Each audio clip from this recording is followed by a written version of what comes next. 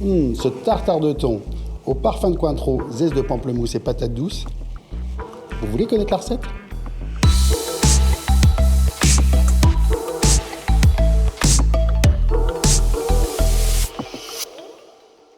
Je commence par la patate douce au couteau.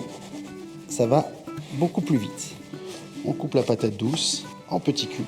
On va donc cuire avec un volume d'eau suffisant juste pour recouvrir. Ce qu'on appelle l'eau à hauteur. Un peu de sel, du beurre salé et je laisse cuire une quinzaine de minutes à frémissement. J'utilise un pamplemousse, bio de préférence, en essayant d'enlever que la peau et pas cette pellicule blanche qui apporte trop d'amertume. Les zestes, on va les couper très fins. Je mets ça dans une casserole, je vais recouvrir d'eau froide et je vais faire bouillir. Je vais recommencer 3 fois cette opération.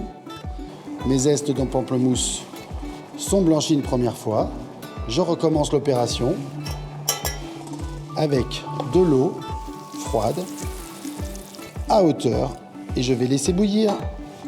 Je vais maintenant faire la vinaigrette avec un demi-jus de pamplemousse, l'huile d'olive, le condiment balsamique blanc, un peu de fleur de sel, un bouchon de Cointreau et je vais hacher quelques feuilles de coriandre.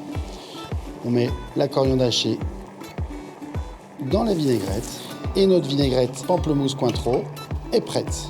Mes patates douces seront cuites quand toute l'eau se sera évaporée. Donc je vais découper assez finement mon tartare de thon.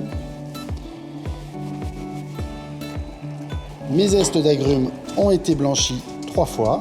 Je vais les confire avec de l'eau, toujours à hauteur, quelques grammes de sucre et un peu de Cointreau. Vous sentez toutes ces odeurs d'agrumes, d'orange.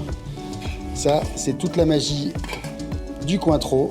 Les patates douces sont cuites.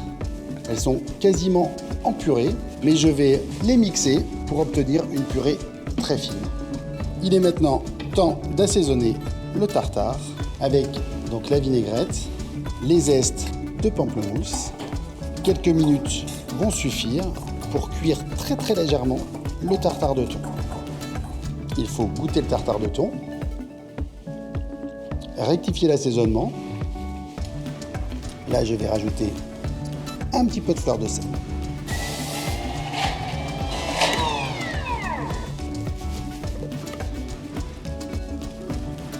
Je vais également finir l'assaisonnement de ma purée de patates douces avec quelques zestes de pamplemousse, un peu de beurre dans la purée encore chaude et ma purée de patates douces est terminée.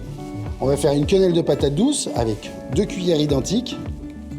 Une fois, 2 fois, on pose dans l'assiette. À l'aide d'un cercle, on va disposer le tartare de thon. Quelques zestes d'agrumes sur le dessus et j'ai gardé une belle pluche de coriandre pour apporter une petite touche végétale à ce plat.